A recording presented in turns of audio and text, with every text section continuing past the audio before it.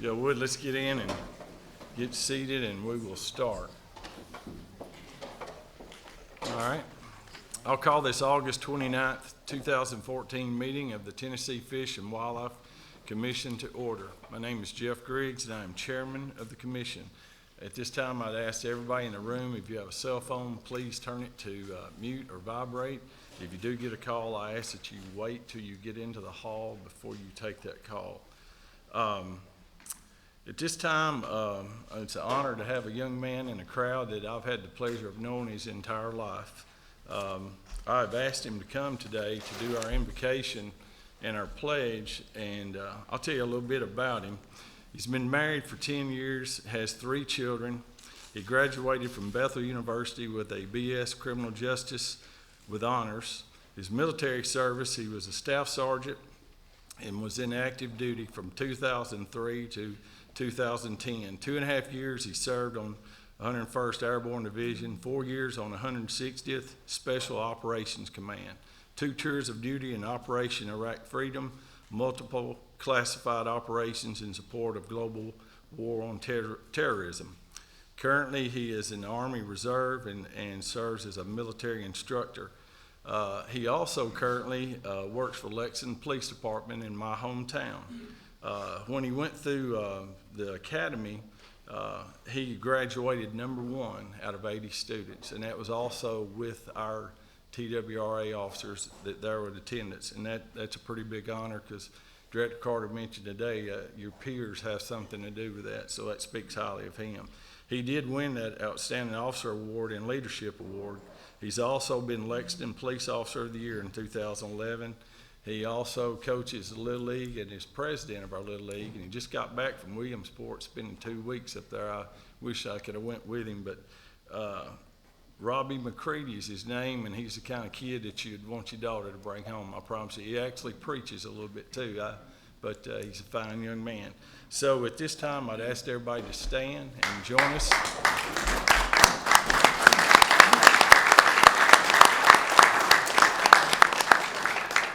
I'd like to say thank you, Chairman Griggs, for the honor and opportunity to come here before this group.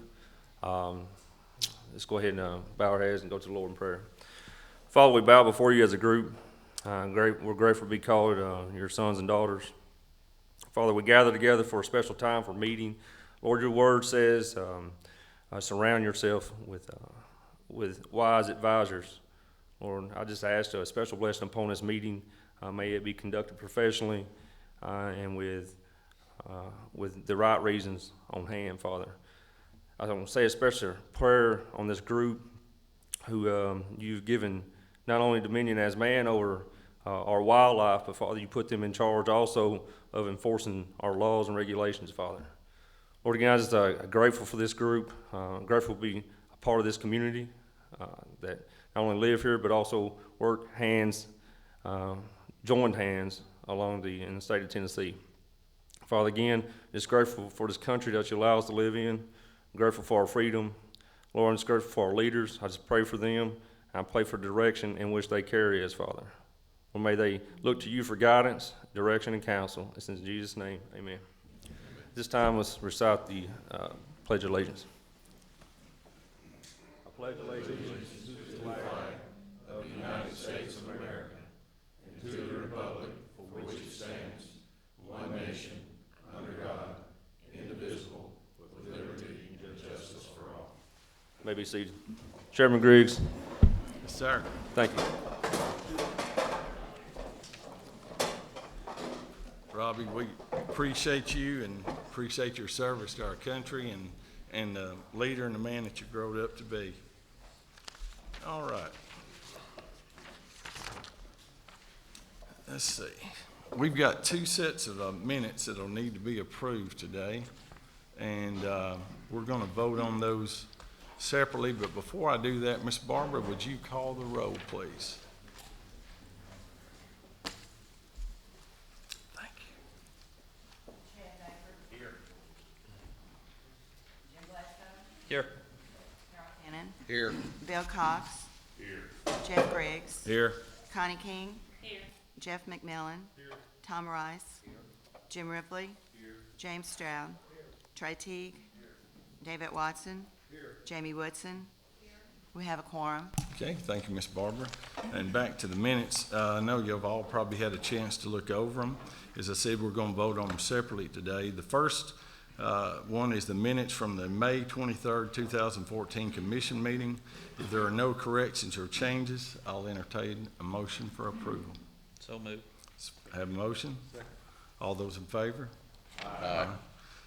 Motion to approve minutes from May 23rd, 2014 passes. The second set of minutes is the minutes from the conference call commission meeting we had on August the 1st, 2014. If there are no corrections or changes, I'll entertain a motion to approve. So moved. Motion, to have a second? Second. Okay, is there any discussion? If not, all those in favor? Aye. All those opposed? Motion to pass minutes for August 1st, 2014 does pass. Okay, looking across the room, do we have any guests in that, all right, I think we've got a few coming in later. Also, there is a tablet that will be passed around the room. I ask that you put your name on there where we'll have a record of your attendance today. If you're here representing a group, I ask that you put the name of that group out beside your name. For those of y'all in the audience that would like to address the commission today, I would ask that you wait till the subject matter comes up. Also, let the presentation be made. Raise your hand, wait till you're recognized by the chairman, and come to the front mic, state your name, and if you're with a group, say the name of that group and what your purpose for being here is. I also ask that if you do come to the mic, direct your question or comments to the chairman. Do not have conversation with the agency personnel directing it to you unless the chairman allows it, and do not turn around and start having conversation with anybody in the room. If you do, we'll cut you off. I, along with the chairman of each committee, reserve the right to limit comments and discussions, especially in cases of repetition. Director Carter, do you have any announcements? Okay. Just two short ones. Well, just recognize two people that are no strangers to this body at all. One, I wanted to mention that Ron Crabtree is here with us, as he normally is at every meeting. Just make sure that all y'all are aware we're in the final days now of Ron was picked as one of 5 people to be a hero of conservation through the sports field nationally. Those 5 people are from all over the United States and have various things that they have done to earn that title. I've seen several videos that they've put out. Anyway, he'll be going to Washington, D.C. here. When is it, Ron? September 16th at Field and Stream. Field and Stream, excuse me. Yeah, I have a subscription to both at one time. But anyway, that's quite an honor to be in that kind of category, and the fact that a lot of what he's doing is because of his work with the Wildlife Agency and what he's done individually with the different clubs that he represents. So I just want to make sure that Ron got recognition, and we'll know next month how he fared, but we're pulling for you. Well, a major part of that is the willingness of this group to tolerate me. I second that. The other thing, and I don't know what award this is because he won't really tell me, but I work because of a lot of our people are in the military, either active or retired. I work with the National Guard and several different things that they do, and Ken Tarkington is always one that's kind of pushing that forward. He just got back from Washington where he was recognized as the number 1 national leader, and he still won't tell me what that is, but whatever it was really good. But Ken, I'm going to put you on the spot. What is that? Well, it actually was the Volunteer of the Year for ESGR. That's Employer Support for Guard and Reserve. It essentially is a DOD organization that advocates to employers to hire guardsmen and reservists as employees. And it's a fun volunteer situation, and I encourage anybody interested in that to see me. We can sign you up. The pay is great. We got 100% raise. As you Ken also, of course, is retired from from the Army as a lieutenant colonel or lieutenant colonel. So anyway, I just want to recognize both those people because you know them well, and sometimes they don't get the recognition that they deserve. So, thank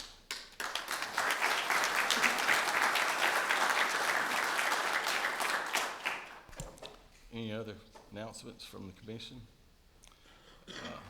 I did fail to mention one person in the group, Mr. Board Barker with the Deputy Commissioner Aggs here. Glad to have you here today, sir.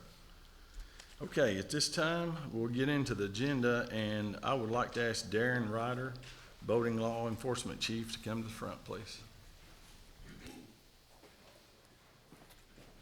Thank you, Commissioner. Today, we'd like to recognize our 2013 Boating Officer of the Year and our 2013 Part-Time Boating Officer of the Year. Looks like the guy's got the, whatever you want to call it, escape or entrance blocked pretty well over there. So, if I could, Officer Joe Campbell is Tennessee's selection for the Boating Officer of the Year for 2013. Joe's assigned work area is in Law Enforcement District 12 that encompasses 12 counties in West Tennessee. It contains 2 major reservoirs and 2 river systems. These waterways are popular destinations for fishing and boating activities. Officer Campbell's performance in 2013 proved to be an outstanding service to the state of Tennessee.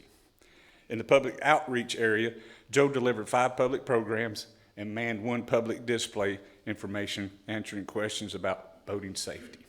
He developed a partnership with both Henry County and Stewart County school systems to provide in-school boater education to students to meet their education requirements. In boating safety education, Joe excelled by monitoring and grading 417 boating education exams for Tennessee's mandatory education program. He also taught 5 boating classes. As a result of all these efforts, he was able to certify 597 students so they could meet the education requirements. Joe took the lead on an investigation of 5 boating incidents. These 2 included 2 serious injury and 3 property damage, and extended 100 hours of extended investigations. On his law enforcement efforts, he inspected 614 vessels for compliance with Tennessee's boating laws, resulting in 34 citations, 52 warnings. Joe also assisted 16 boaters who either had mechanical failure or needed some assistance on the water. Joe is a NASBA, which is National Association of State Boating Law Administrators, certified instructor for the agency, where he instructs courses to both our new officers and our experienced officers in close quarters boat handling, emergency vessel operations, BUI enforcement, and boat accident investigation. He was instrumental in the rescue of 2 people who were stranded due to floodwaters, and without Joe's efforts, these folks' lives were certainly in jeopardy. He also participated in late night search for a stranded vessel that run aground on Kentucky Lake that had resulted in the passengers being finally taken to safety. Joe is also a part of the agency's dive team, where he can utilize these talents in a way to benefit Tennessee boaters. In addition to all the mentioned above work, Joe not only leads the agency medical program, but he was instrumental in establishing it. He is one of 2 certified paramedics with the agency. Joe received additional training in tactical combat care and tactical boat operations, and was certified by the National Safe Boating Council as an instructor in open water boat operations. He also attended a basic and advanced interview and interrogation training to assist in the investigation of boating accidents. He uses these skills to help train his fellow officers. He also coordinated a high-level training course for our law enforcement officers to learn how to respond to an officer down call. He also assists in the training officers at all our in-services by teaching combat casualty care and first aid. Joe serves as agency dive team as our medical officer and serves on the dive control board that governs dive operations. He taught first aid at the Tennessee Outdoor Youth Summit. He taught it to all commissioned officers at the agency's annual in-service, and he also teaches it to our newly hired officers. Joe has also become TWRA's resident expert on inland navigational rules, and is always able to answer any questions or give advice across the state with requests on navigation issues. As if this work is not enough, Joe has also volunteered, and he's also the president of our Tennessee Wildlife Officers Association, where he's ramped up that program and improved the association with all his work efforts. I'd also like to recognize Joe's supervisors, Captain Elkins, Lieutenant Stockdale, and Major Thompson, which I don't see. But congratulations, Joe, excellent work.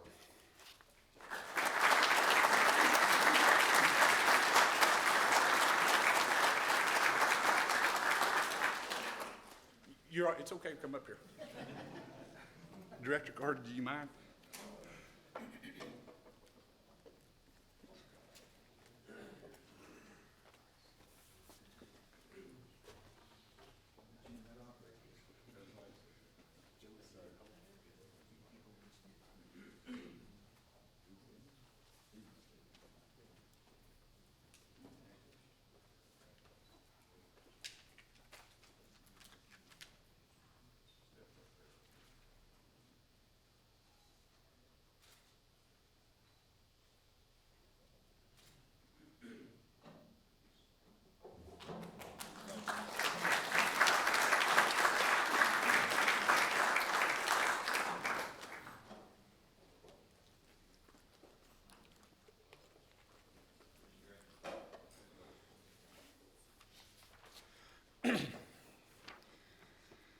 Now for our part-time boating officer of the year, Officer Greg Barker is a selection for 2013. Officer Barker has a unique career history with the agency. He started out his career with TWR in 1992, where he was a wildlife officer in Lewis County. And then in 1993, he was actually Region 2's Wildlife Officer of the Year. And then he transferred to Benton County, then later on into Carroll County, before leaving the agency to pursue another career in youth ministry. He then returned to us a few years later to become a part-time boating officer, working the Paris landing area of Kentucky Lake. His previous years of service give him a unique set of skills and knowledge to help the Tennessee boaters. Greg was able to teach 7 boater ed classes, reaching 252 students. But what was unique, he was able to partner with Carroll Academy, which is a school for troubled youth, and he certified 85 students at the academy, while he managed to gain sponsors to pay for the Type 600 permit at no cost to the kids. Excuse me. Officer Barker also found opportunities with his local DARE program managers to get boating ed in both the Huntington Elementary and Middle Schools there in Carroll County. And he also teaches classes at the Henry County and Carroll County high school systems. He also helped man the Henry County fair, where he manned a boating education booth that's visited by hundreds of people. He was also instrumental in planning and developing. He was on the front end of that new 1,000-acre lake there in Carroll County. He logged many hours on the patrol boat. He inspected over 300 vessels for compliance, issuing 30 warnings for various minor offenses, as well as 7 citations. He also helped 4 stranded boaters that needed assistance on the water. Many of Greg's hours are in a company with a full-time officer where he can help them assist in cases in several BUI cases. Greg never backs down from an assignment. He's always asking, what else can I do to help? He's respected by his fellow officers in District 12 and also across the state. His long tenure as an officer with the agency has helped really the Henry County and Carroll County school systems. He conducts himself in a professional manner and courteous always while on the field, in the water, and in the classroom. His involvement with Carroll Academy, DARE program, and a boater education is a true testament to his commitment to both the local community and to the agency. So now, with the recognition today, I thought it might bribe him to come back to us full time. I thought, well, that ain't gonna be enough. I might throw in the boot a couple cheeseburgers here and there. But after I see him today, it appears I need to throw in a couple Class A uniforms, because he made indication that's about a 2008 or 2009 model, but he still fits him. So Greg, great job done. His supervisor are also Captain Elkins, Lieutenant Stockdale, and Major Thompson. Thanks, Greg.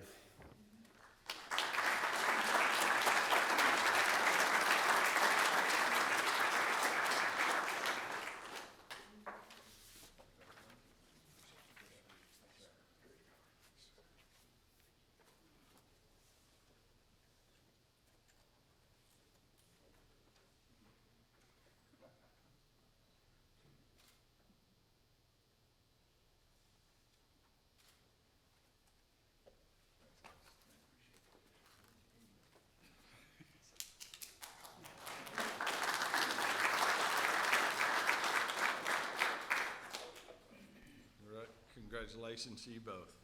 Okay, at this time, I'd like to read a statement. This is a rulemaking hearing before the Tennessee Fish and Wildlife Commission to consider amending Rule 1660-01-08, which deals with rules governing hunts. My name is Jeff Griggs, and I will conduct this hearing, and this is the order of procedures. Tennessee Wildlife Resource Agency staff will present the information on the proposed rule amendment. Commission members will be permitted to comment and ask questions. Members of the audience will be permitted to comment and ask questions. Staff members and members of the audience wishing to speak should identify themselves before speaking. I reserve the right to limit comments and discussion, especially in cases of repetition. At this time, I'd like to ask Darrell Radijak, Chief of Wildlife Division, if you would come to the front, sir.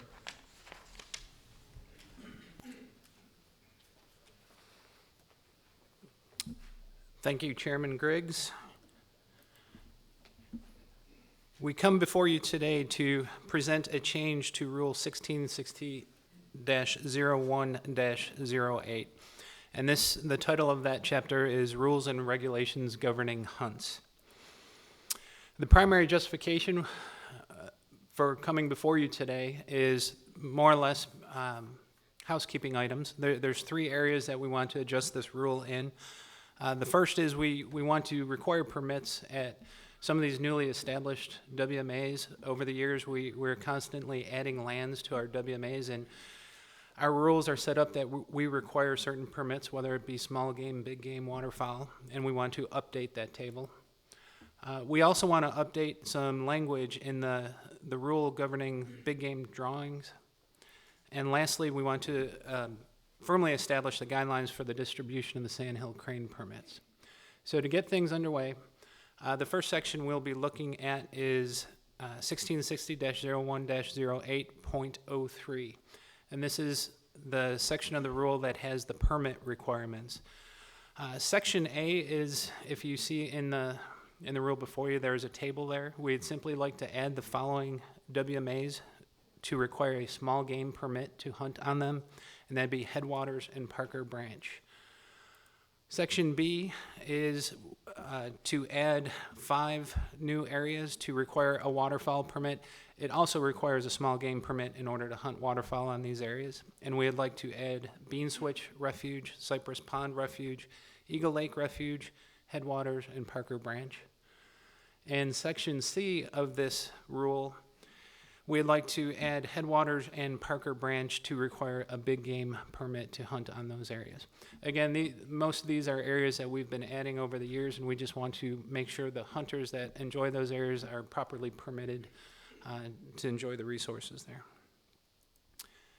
The second section of this rule, 1660-01-08.05, governs application and drawing rules.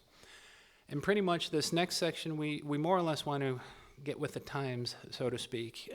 A lot of these rules were written when we were still conducting drawings with mail-in, handwritten applications, and we just want to clean up some of that language.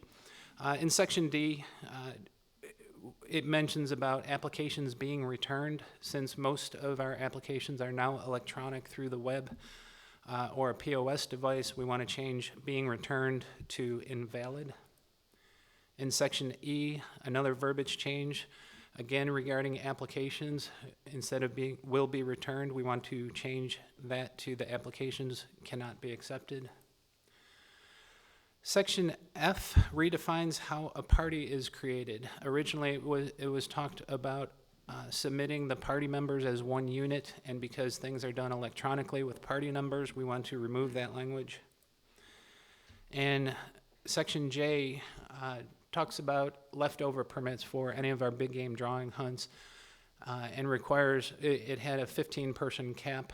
As long as a person goes to obtain those permits and he has the TWA ID numbers of all the individuals that he would like, we'd like them to allow them to get those permits.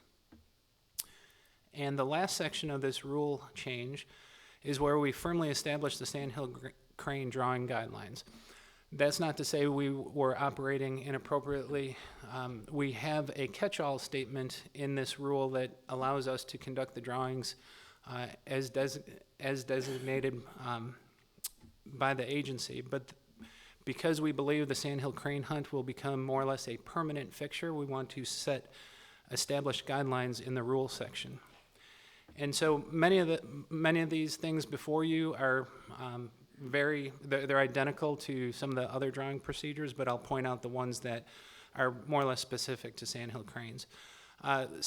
Section A literally says we will give out the permits either by a handheld drawing or a computer drawing. So hopefully as soon as this pilot 3-year project is complete and we want to move forward with a computerized method, it's already written in the rule to allow us to do either handheld or computer. Section B, it's just standard nomenclature for conducting a drawing and setting the stage as the agency.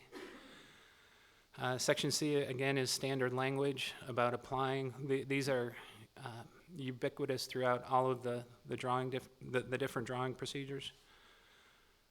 Section D is, again, standard language. And then we get to Section E. If a handheld drawing is conducted, a current hunting and fishing license and waterfowl license are required to apply for the permit. If and when we develop the computerized drawing, it sets the stage for us to allow the $10 non-refundable charge to anyone who is not a sportsman's license holder. Section F, again, it has the wiggle room for both a computerized, well, I take that back. This is specifically designed for when a computerized drawing is developed. It would allow us to establish a priority system if we go that route. And Section G will define on how the leftover permits for Sandhill Cranes would be distributed. Very much like we do the big game cranes, someone can obtain those permits in person as long as they have a TWA ID number. But in this case, because the crane permits tend to be limited, we'd allow people to only obtain five extra permits per individual, and they would have to go back to the end of the line just to make sure we spread those permits out as much as possible. Section H just requires appropriate license, and Section I simply mentions that we will probably retain the requirement for us to have a Sandhill Crane identification test in order to validate those permits. So with that being said, those were all the recommendations to Rule 1660-01-08. Any questions from any commissioners? Mr. Cox? Darrell, I'm still getting postcards back when I'm an unsuccessful applicant. Does this rule cover that, and do we still, obviously we're still doing that for all draws? And the reason I'm asking is obviously we've got email addresses on everybody that applies, I would think. Can't we email that instead of spending that money? And is that something that might need to be discussed to change in this rule? I don't believe, we'll examine. I don't believe there's anything in this rule that's affected by that. That's us Okay. simply trying to inform folks so that. I understand what it's for, but if this rule covers that, it might be a time to discuss it. If it doesn't, then we can discuss it later. I don't think this would affect that right now. Any more questions from the commission? Any from the audience? If not, I'll entertain a motion. I have a motion to have a second. It's been properly seconded. Is there any discussion on the motion? This will be a roll call vote. Ms. Barber, call the roll. Chad Baker. Yes. Jim Bledsoe. Harold Cannon. Bill Cox. Jeff Griggs. Connie King. Jeff McMillan. Tom Rice. Jim Ripley. James Stroud. Trey Teague. David Watson. Jamie Woodson. We have a quorum. Okay, Rule 1660-01-08, which deals with rules of governing hunts, it passes. Okay, and that concludes the rulemaking hearing. And at this time, I will turn the meeting over to Wildlife Management Committee Chairman Jamie Woodson.